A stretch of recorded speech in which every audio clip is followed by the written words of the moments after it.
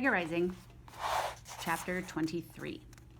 The next morning, Rob put the keys to the tiger cage in one pocket and the wooden bird in the other, and set out looking for Willie Mae. He found her in the laundry room, sitting on one of the fold-up chairs, smoking a cigarette and staring into space. "Hey there," she said to him. "Where's your lady friend at?" "School," said Rob. "But today's only a half day." He kept his hands in his pockets. Now that he stood before Willie Mae, he was afraid to give her the bird. What if it was wrong? What if he had carved it wrong and it didn't look anything like the real cricket? "What you giving me them shifty-eyed looks for?" Willie Mae asked. "I made you something," said Rob quickly, before he lost his nerve. "Made me something?" said Willie Mae. "For real?" "Uh-huh. Close your eyes and hold out your hand." "I ain't," said Willie Mae, but she smiled and closed her eyes and put out her enormous hand, palm up. Rob carefully placed the bird in it. "You can look now," he told her. She closed her fingers around the little piece of wood, but she didn't open her eyes. She puffed on her cigarette. The long gray ash on the end of it trembled. "Don't need to look," she finally said. The cigarette ash dropped to the floor. "I know what I got in my hand. It's cricket." "But you gotta look at it and tell me, did I do it right?" said Rob. "I ain't got to do nothing," said Willie Mae, "except stay black and die." She opened her eyes slowly, as if she was afraid she might frighten the bird into flying away. "This the right bird," she said, nodding her head. "This the one." "Now you don't got to dream about him no more," said Rob. "That's right," said Willie Mae. "Where'd you learn to work a piece of wood like this?" "My mama," said Rob. Willie Mae nodded. "She taught you good." "Yes, ma'am," said Rob. He stared down at his legs. "I know a wooden bird ain't the same as having a real one." "It ain't," agreed Willie Mae, "but it soothes my heart just the same." "My dad said he ain't got no jobs for me until this afternoon. He said I could help you out this morning." "Well," said Willie Mae. She dropped the bird into the front pocket of her dress. "I might could find some way for you to help me."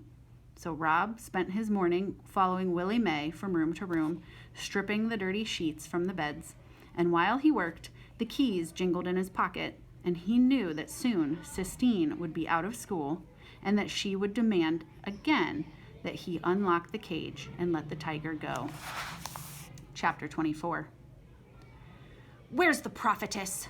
Sistine asked him as soon as she stepped off the bus. She was wearing a bright orange dress with pink circles all over it. Her left knee was skinned and bleeding, and her right eye was swollen. "Huh?" said Rob. He stood and stared at her and wondered how she could get into so many fights in only half a day of school. "Willie Mae," said Sistine. "Where is she?" "She's vacuuming," said Rob. Sistine started walking purposefully toward the Kentucky Star. She talked to Rob without looking back. "My mother found out that I was wearing your clothes to school," she said. "She took them away from me. I'm in trouble. I'm not supposed to come out here anymore." "You know," said Rob, "you don't always got to get in fights. Sometimes, if you don't hit them back, they leave you alone." She whirled around and faced him. "I want to get in fights," she said fiercely. "I want to hit them back. Sometimes I hit them first."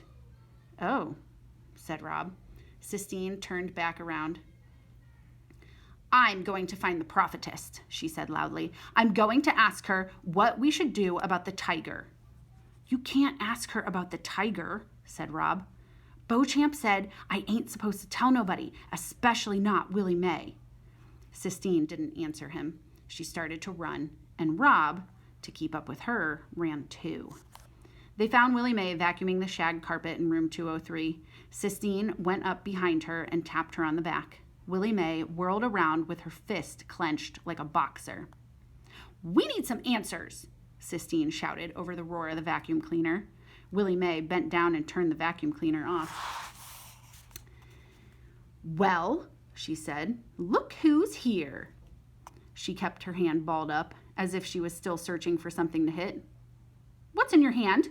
Sistine asked. Willie Mae uncurled her fist and showed Sistine the bird. Oh, said Sistine, and Rob realized then why he liked Sistine so much. He liked her because when she saw something beautiful, the sound of her voice changed. All the words she uttered had an oof sound to them, as if she was getting punched in the stomach. The sound was in her voice when she talked about the Sistine Chapel, and when she looked at the things he carved in wood. It was there when he said the poem about the tiger burning bright. Oh, I'm sorry, let me back up. It was there when she said the poem about the tiger burning bright, and it was there when she talked about Willie Mae being a prophetess. Her words sounded the way all those things made him feel, as if the world, the real world, had been punched through so that he could see something wonderful and dazzling on the other side of it. Did Rob make it? Sistine asked Willie Mae. He did, said Willie Mae. It looks alive. Is it like your bird that you let go? Just about exactly, said Willie Mae. Said Sistine. She looked at Willie Mae. Then she turned and looked at Rob. She said, we need to ask you something. Ask on, said Willie Mae.